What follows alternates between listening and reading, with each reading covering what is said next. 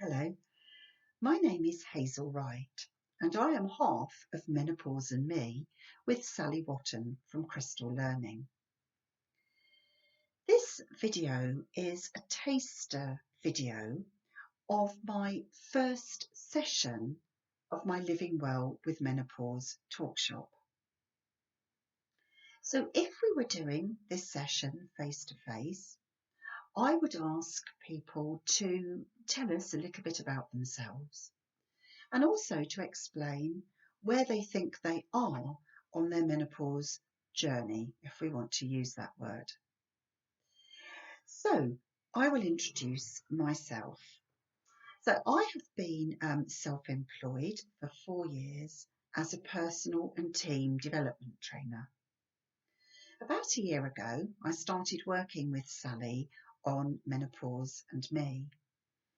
And Sally and I are offering 2 services.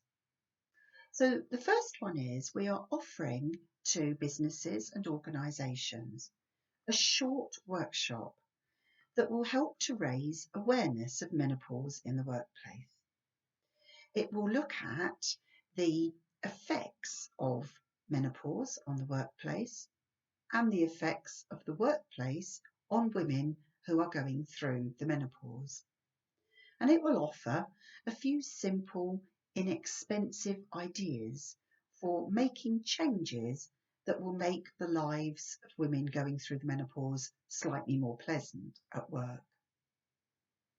The second service that we're looking to offer is a talk shop, which will be an opportunity for women to come together to talk openly about menopause, to share ideas, and to feel part of something rather than feeling that they are the only ones going through it.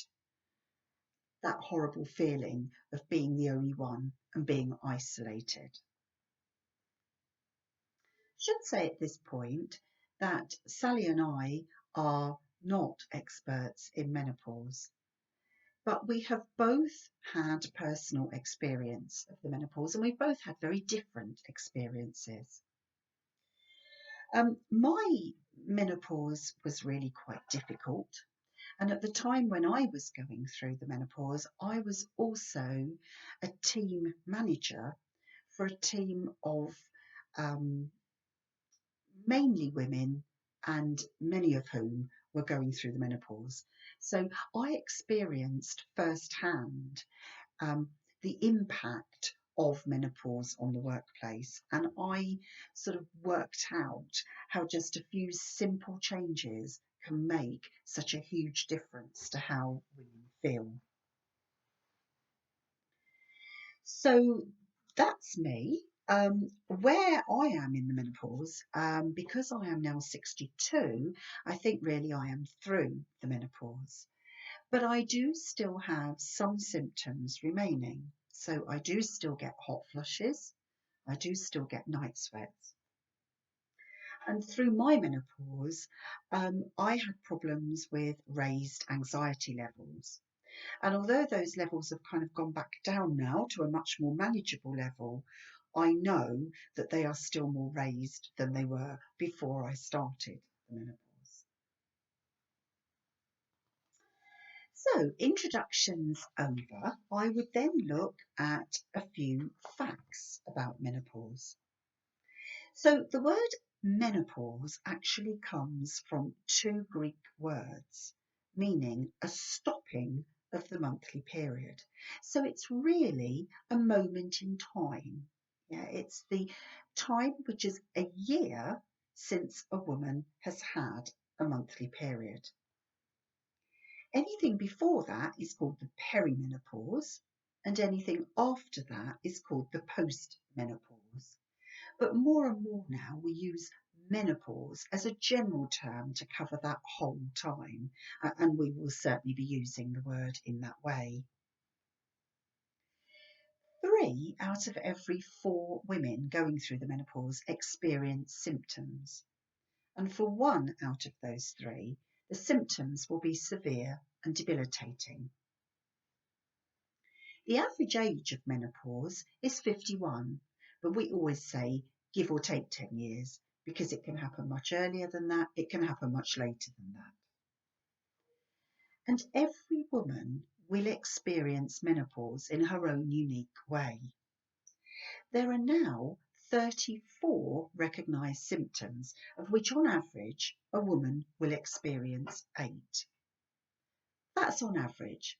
So some women will be unfortunate enough to experience more than 8, and many women will experience less than 8.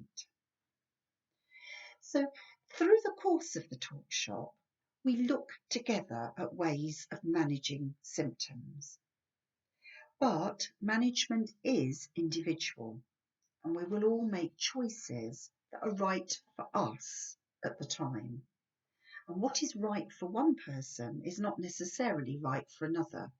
And what works for one person does not necessarily work for another. So a few weeks ago, I gave a talk on menopause and I mentioned the 34 symptoms, and I was asked, did I have a list of these symptoms? And at the time I didn't, but I have now. The list comes from the UK Meds website, and what I'm going to do is I'm just going to read through this list of symptoms as if it were a shopping list. Okay. As I read them, some of them will be very common symptoms that most people will have heard of, and some are more unusual symptoms. So here we go, the 34 symptoms of menopause. Hot flushes, night sweats, irregular periods, mood swings, vaginal dryness, decreased libido, headaches, breast soreness, burning mouth, joint pain, digestive problems, electric shocks, muscle tension, gum problems, tingling extremities, itchy skin, fatigue, anxiety, disrupted sleep, hair loss, memory lapses, difficulty concentrating, weight gain, dizzy spells, bloating, stress incontinence, brittle nails, allergies, irregular heartbeat, body odour, irritability, depression, panic disorder, and osteoporosis. So quite a formidable list, but as I said earlier, on average, a woman only experiences 8 of those symptoms. In the actual face-to-face talk shop, we'll actually obviously look at those 34 symptoms in a little more depth. And then throughout the course of the talk shop, we will also be looking at some of the more common symptoms in much more depth. So I'm going to leave you with 4 things to consider in this introductory taster video. So the first one is, if you think that you are going into menopause, then do speak to your GP, because the GP can do a blood test and find out where you are. Secondly, keep a symptoms diary. That's quite a useful thing to take along to the GP, but also it's quite a useful thing for you to keep, in that if you are noticing the same symptoms happening over and over again, then the chances are you are in the menopause. Whereas if the symptoms sort of come and then go for quite a long time or don't come back, there may be something else is going on. We have to be quite mindful not to lay every symptom at the door of the menopause. The third thing is do your research. There are loads of books out there and articles on the internet, so find out more about it. And fourthly, keep talking. It is very important to kind of talk with other people and not to have that awful feeling that you are the only one going through this and feeling alone and isolated.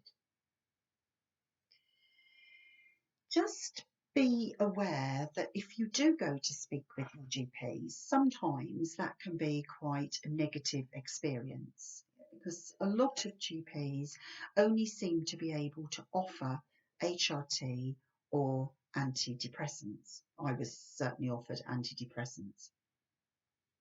What we're going to be doing through the course of the talk shop is look at all sorts of other ways that we can try to live well with menopause, in addition to HRT and antidepressants, or instead of. So next time we are going to look at hot flushes, one of the most common symptoms of menopause, and the one that if you mention the word menopause, most people will go, oh, hot flushes. If you would like to comment on this taster video, I would love to hear your comments. I would especially like to hear if you're happy to share where you think you are in your menopause and what your main symptoms are. As I said earlier, I think I'm now through the menopause, but my main symptoms were hot flushes, night sweats, and anxiety, which dipped into depression. I also had a couple of more unusual symptoms. At one point, my body decided to lay down calcium on my left shoulder, which was really painful, and I ended up having a steroid injection to sort it out. But when I went for my x-ray, I did ask, could this be linked to the menopause? And the answer I got was, well, we do tend to see it in women of a certain age. So I took that as a yes. And I also had a problem with my gums, which you may remember was one of the symptoms on the 34 symptoms list. So look forward to talking about hot flushes in the next session, and thank you very much indeed for listening. Bye bye.